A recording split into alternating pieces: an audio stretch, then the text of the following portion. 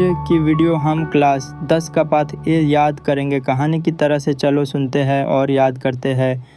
सूरदास, माखन चोरी। पार्श्व संगीत बांसुरी की मधुर धुन, हल्की Radha Krishna theme. Narrator male voice, भावुक और धीमा स्वर। वृंदावन की गलियों में जब सूरज की किरणें मिट्टी पर पड़ती हैं तो ऐसा लगता है मानो धरती भी कृष्ण के चरणों को छूने को लालायित हो। यही वो नगरी है जहाँ कृष्ण ने अपनी नटखट लीलाओं से सभी को मोहित किया था। एक दिन बालकृष्ण फिर से एक शरारत कर बैठे। बात कुछ यूँ थी। सीन 1, गोपियाँ आपस में बातें कर रही है। गोपियाँ गुस्से में, अरे देखो फिर वही नंदलाल हमारे घर की मटकी से माखन चुरा कर खा गया। हमने तो मटकी ऊंचाई पर बांधी थी लेकिन उस पर भी चढ़ गया। दूसरी गोपी, इस बार तो हमने उसे देख भी लिया, उसके होंठों पर सफ़ेद माखन साफ साफ दिख रहा था। नरेटर, और जब ये शिकायत यशोदा मैया तक पहुंची तो उन्होंने बालकृष्ण को अपने पास बुलाया। सीन 2, यशोदा माँ कृष्ण को डांटती है। मैया कड़ाई से, कान्हा ये क्या सुन रही हूँ, फिर से तुमने माखन चुराया? कृष्ण मासूमियत से, मैया मैं नहीं माखन खायो। कान्हा आंखें बड़ी करके भोलेपन से देखता है। कृष्ण आगे बोलते हैं, मुझ पर झूठा इल्ज़ाम लगाया गया है। देखो ना मेरी धोती कितनी साफ है, हाथों में कुछ नहीं, मुंह में माखन होता तो दिखता ना। नरेटर, कृष्ण की बातें इतनी मासूम थीं कि माँ भी मुस्कुरा पड़ी, लेकिन कृष्ण यहीं नहीं रुके। सीन 3, कृष्ण की तर्कबाजी।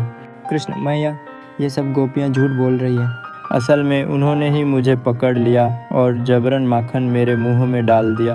अगर विश्वास नहीं हो रहा तो जाओ ग्वाल बालों से पूछ लो, वे सब मेरी गवाही देंगे। मैया हंसते हुए, कृष्णा तुझे तो झूठ बोलने में भी मज़ा आता है। नरेटर, कृष्ण की ये माखन चोरी कोई साधारण बात नहीं थी, वो लीला थी, प्रेम की, मासूमियत की और एक माँ के विश्वास की। सूरदास ने अपनी इस रचना में कृष्ण के बाल रूप को इतना जीवंत बना दिया है कि आंखें बंद करो तो लगता है कृष्ण सामने खड़े मुस्कुरा रहे हैं।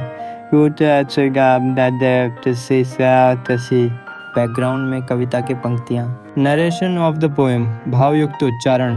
मैया मैं नहीं माखन खायो, ख्याल परे ये सखियन मोपे भ्रांत रही सुत खायो। बैठी रही में भैया पलंगत, देखी दियो मुख लायो। ढोलक ढाक मृदंग बाजत, नाचत गावत आयो। सुनी गोपिन की बात यशोदा, हमसी मुख देखन आयो। कहत नंद बलभद्र समेता, कान्हा न माखन खायो। नरेटर, यह कविता केवल कृष्ण की शरारत नहीं बल्कि जीवन में सच और झूठ के बीच के उस मासूम से संघर्ष की झलक है, जहाँ झूठ भी प्यार से लिपटा होता है और माँ की डांट भी प्रेम से भीगी होती है। यसे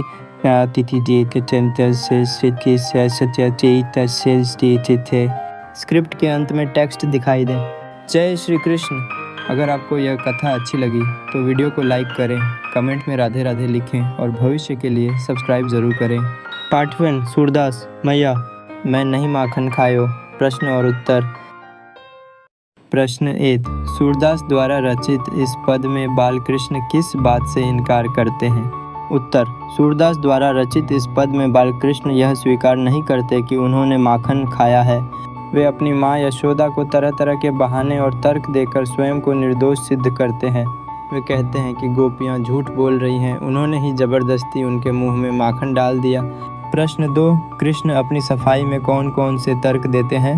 उत्तर, कृष्ण अपनी माँ को माखन न खाने की सफाई में ये तर्क देते हैं। 1, उनके हाथ में और मुंह में माखन का कोई निशान नहीं है। 3, गोपियाँ उन्हें बदनाम कर रही हैं। 4, ग्वाल बाल गवाही देंगे कि उन्होंने कुछ नहीं किया। 5, गोपियाँ खुद ही जबरन माखन उनके मुंह में डाल देती हैं।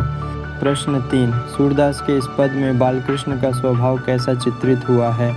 उत्तर, इस पद में बालकृष्ण का स्वभाव मासूम, चंचल, तर्कशील, नटखट और भोला दिखाया गया है।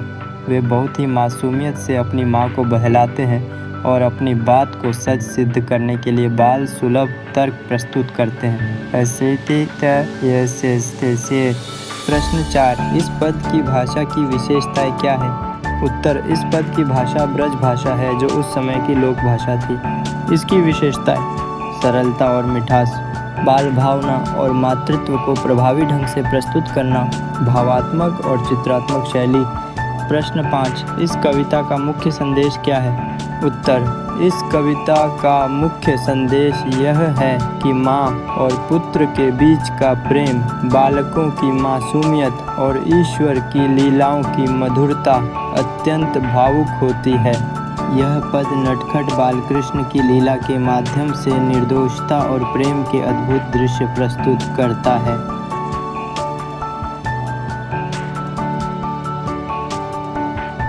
प्रश्न 6, सूरदास को भक्त कवि क्यों कहा जाता है? उत्तर, सूरदास को भक्त कवि इसलिए कहा जाता है क्योंकि उन्होंने अपनी रचनाओं में भगवान श्री कृष्ण की बाल लीलाओं और भक्ति को अत्यंत भावपूर्ण और सरस रूप में प्रस्तुत किया है। उन्होंने श्रृंगार और वात्सल्य रस के माध्यम से भगवान के साथ गहरे भावनात्मक संबंध को दर्शाया। Bonus short questions for practice, MCQ one liner. प्रश्न उत्तर, सूरदास किस भाषा के कवि थे? ब्रज भाषा मया। मैं नहीं माखन खायो किस रस से उत्प्रोत है? वात्सल्य रस कृष्ण ने किसे गवाही देने को कहा? ग्वाल बालों को सूरदास किस भक्ति आंदोलन से जुड़े थे? कृष्ण भक्ति शाखा। Bonus short questions for practice, MCQ one liner. प्रश्न उत्तर, सूरदास किस भाषा के कवि थे? ब्रज भाषा मैया। मैं नहीं माखन खायो किस रस से ओतप्रोत है? वात्सल्य रस कृष्ण ने किसे गवाही देने को कहा? ग्वाल बालों को सूरदास किस भक्ति आंदोलन से जुड़े थे? कृष्ण भक्ति शाखा।